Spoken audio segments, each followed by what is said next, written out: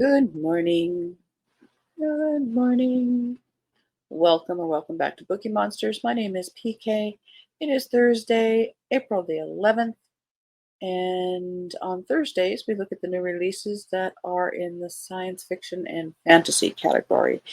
We look at new releases every day of the week, a different genre every day. Uh, Quick announcements. Yes, we do have sprints tonight at 6 p.m. Mountain Time, 8 p.m. Eastern. They'll go for 2.5 hours. I do them every Tuesday and Thursday evenings and Saturday afternoons at 1 p.m. Mountain Time, 3 p.m. Eastern. The ones on Saturday go for 5 hours. So bring a good book. We'll work on a project or just relax because we listen to some nice ambiance while we carve time out for ourselves. So today is Thursday, so I have what I can find of new releases in fantasy and science fiction. There's never a whole lot. I do my best to make sure they are the ones that are released this week and not any other time.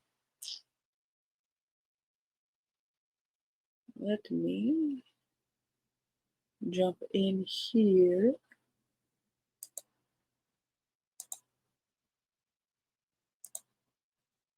Thought that blue cup was really, really pretty. And I could just hang out there for a while. Ghost Station by S.A. Barnes. A crew must act to survive on an ancient abandoned planet in the latest space horror novel. Space horror novel. Horror. Okay. An abandoned plant. I think they meant planet. A hidden past, a deadly danger. Psychologist Dr. Ophelia Bray has dedicated her life to the study and prevention of Eckhart-Reiser syndrome, ERS, and the most famous case of which resulted in the brutal murders of 29 people. Sounds like Alien. It's personal to her, and when she's assigned to a small exploration crew who recently suffered the tragic death of a colleague, she wants to help. But as they begin to establish residency on an abandoned planet, it becomes clear that the crew is hiding something. Ophelia's crewmates are far more interested in investigating the eerie ancient planet and unraveling the mystery behind the previous colonizers' hasty departure than opening up to her. Well, honey, you're an outsider. That is, until the pilot is discovered gruesomely murdered. Is this Ophelia's worst nightmare starting? A wave of violence and mental deterioration from the ERS? Or is it something even more sinister? Terrified that history will repeat itself, Ophelia and the crew must work together to figure out what's happening. But trust is hard to come by, and the crew isn't the only one keeping secrets. I would be interested if they didn't tag it as horror.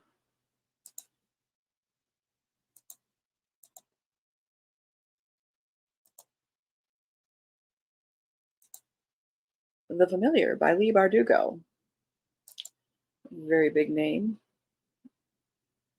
in some circles. In a shabby house on a shabby street.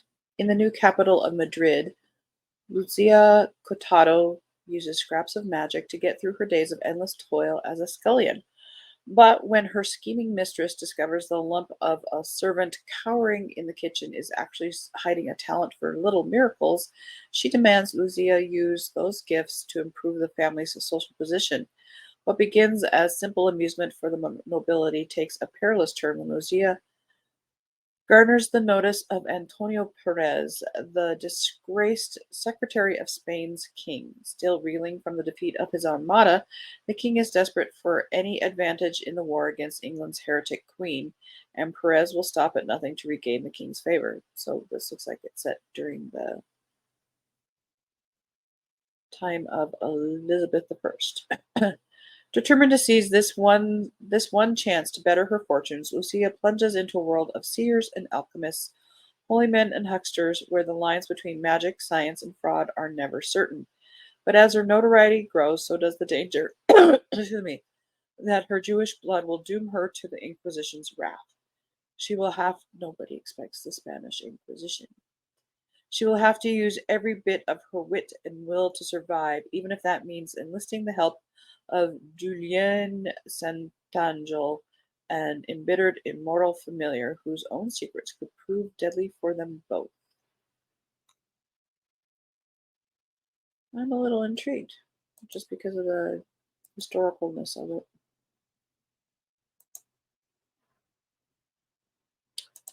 A promise of peridot. Sorry, coffee is required.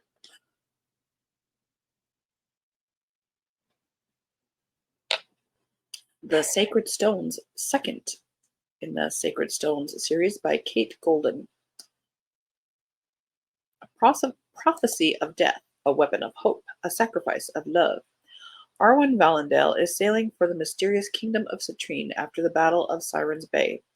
Still reeling from the loss of her mother and the shock of her newfound powers, Arwen directs all of her pain and rage toward the man who betrayed her, King Cain Ravenwood.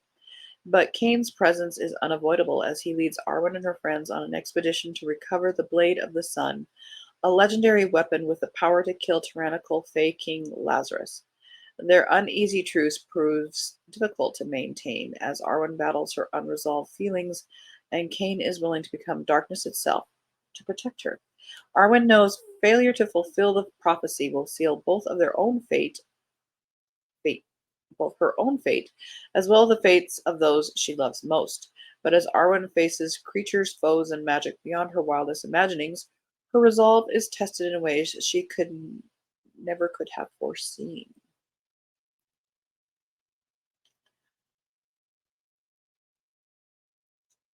I guess Dawn is Onyx is the first one.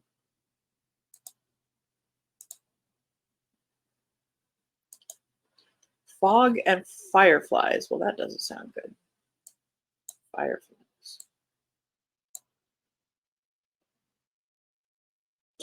The cover is scary. This is by T.H. Lennon. First in the Fog and Fireflies books, series of books.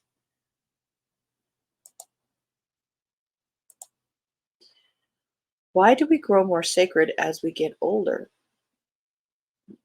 More scared as we get older. That makes more sense. Hundreds of seasons ago, a wizard's war scarred the earth, leaving a malevolent fog blanketing the land and carrying the settlements within it like ships adrift at sea. The phantoms the fog creates are deadly to adults, so children must guard the walls now and care for each other. Ogma watches the fog from the walls of her windmill town.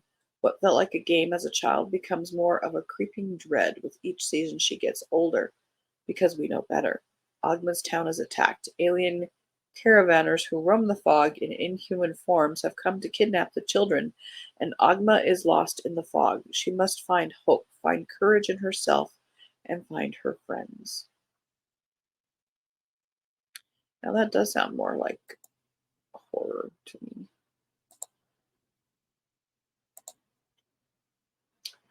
Forge of the High Mage, Path to Ascendancy, Book 4 in the novel of the Malazan Empire by Ian C. Esselmont.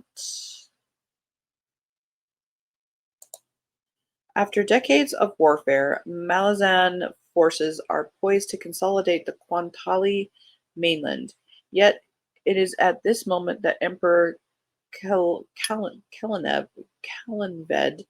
orders a new, some believe foolhardy, campaign, the invasion of Falar that lies far to the north. And to fight on this new front, a ragtag army raised from orphaned units and broken squads has been brought together under Fistdrujek and joined by a similarly motley fleet under the command of the Emperor himself. So the Malazans head north, only to encounter an unlooked-for and most unwelcome threat. Something unspeakable and born of legend has awoken and will destroy all who stand in its way. Most appalled by this is the Empire's untested high mage, Taishran.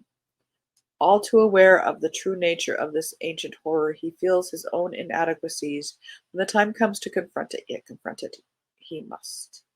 Valar itself is far from defenseless. Its priests possess a weapon rumored to be a gift from the sea god Mael, a weapon so terrifying it has not been unleashed for centuries. But two can play at that game, for the Emperor's flagship is also believed to be not entirely of this world. These are turbulent, treacherous, and bloody times for all caught up in the forging of an empire, and so amongst the ice wastes And in the archipelago of Falar, the Malazans must face two seemingly insurmountable tests, each one potentially the origin of their destruction. Dot, dot, dot, dot, dot, dot, dot.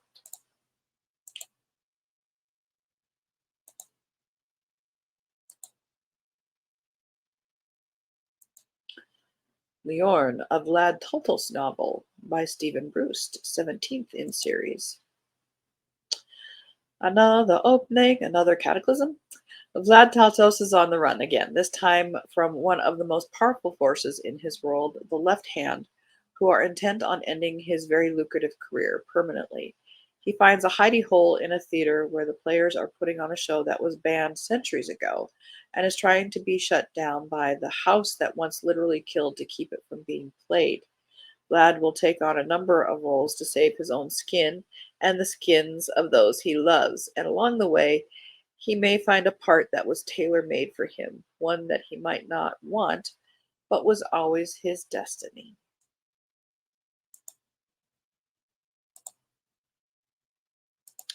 Mal Goes to War by Edward Ashton. The humans are fighting again. Go figure. As a free AI, Mal finds the war between the modded and augmented Federals and the puritanical humanists about as interesting as a battle between rival anthills. He's not above scouting the battlefield for salvage, though, and when the humanists abruptly cut off access to infospace, he finds himself trapped in the body of a cyborg mercenary and responsible for the safety of the modded girl she died protecting. A dark comedy wrapped in a techno thriller's skin, Mal Goes to War provides a satirical take on war, artificial intelligence, and what it really means to be human.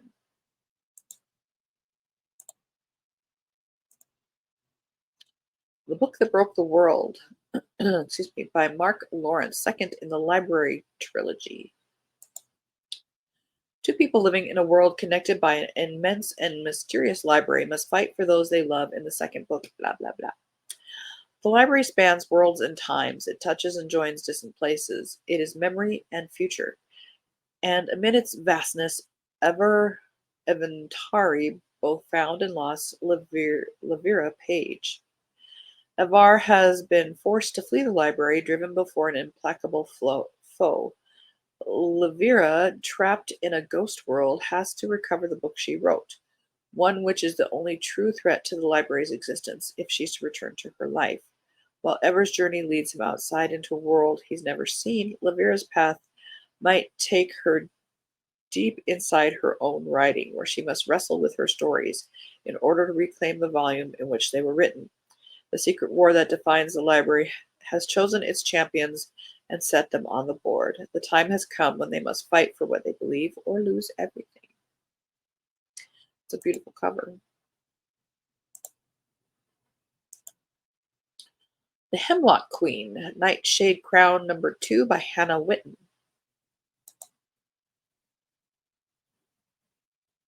Lush, romantic, epic fantasy. The glittering and dangerous world of the Sainted King's royal court is upended when Prince Bastian seizes control and a mysterious dark force begins to take over.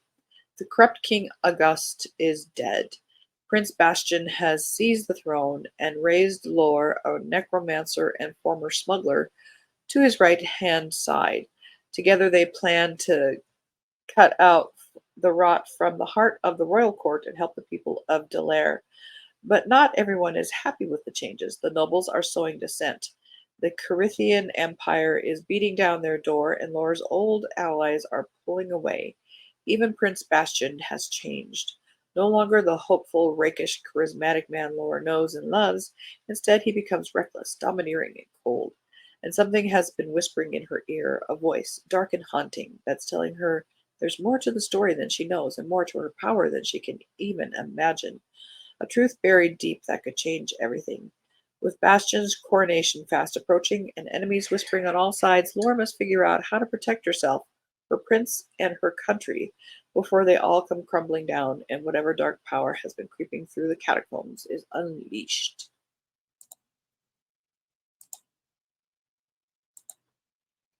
The Other Side of the Mirror by Dana Evan, Mirrored Trilogy. This is the first. What if the fairy tale was always a lie?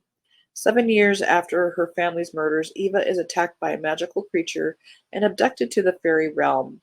When a handsome fae saves her, excuse me, Bash reveals that he must bring Eva to her fairy soulmate to stop a world-ending curse with the capital C. She relents, but only for the opportunity to find answers about her parents' death. As their journey progresses, Eva delves into her previously hidden magic and grows steadily closer to Bash. But when she meets her prince, she soon learns that all is not what it seems. While mystery and intrigue surround her, Eva takes it into her own hands to uncover the truth. But what she discovers is beyond her imagination as she unravels the Fae's web of lies. Okay, and only 314 pages.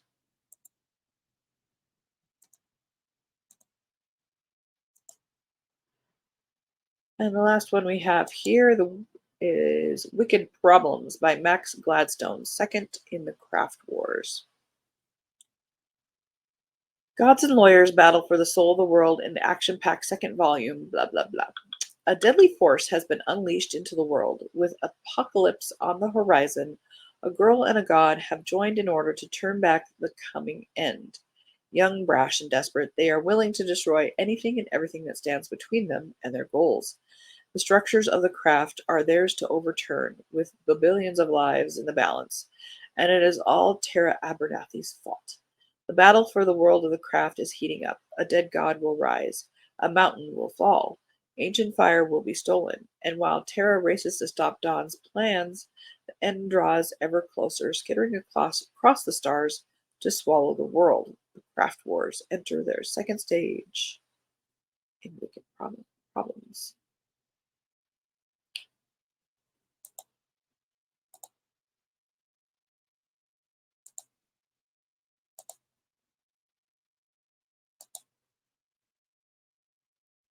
Oh, don't commercial.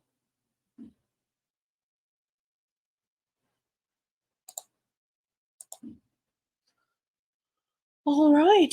Well, that's all we have that I could find that were for sure being released this week. Um, in the fantasy and science fiction. Tomorrow we'll be looking at, tomorrow being Freeform Friday, we'll be looking at whatever else caught our attention that we didn't get to or was in a different, you know, category other than what we've already looked at. But we'll also be looking at more cozy mysteries because there's always a lot of cozy mysteries. I thank you guys very, very much. We do have sprints tonight at 6 p.m. Mountain Time, 8 p.m. Eastern. They'll go for 2.5 hours. And we'll just spend some quiet time to end our day. So hopefully you can show up, bring a friend. We'd love to grow. And be sure to hit the like button, hit subscribe, hit the notification bell, because you never know. I typically start early because lately the traffic goes in my favor, being nicer weather here in Montana. So I hope you have a very good Thursday. Hope you're reading good books. If you're reading a book that you are not enjoying, it's okay to set it aside. It's just not the right time for you and that book to meet and spend time together. It's okay. It's not a reflection of the author or the book or you. Those three things just are not coming together at that moment. So set it down. Pick up something that you do want to read. It's okay. You can always come back to it. It's okay. Let me switch out the banner here. And as the banner says here, don't be a bookworm, be a bookie monster. Nom nom nom. Have a good day and God bless.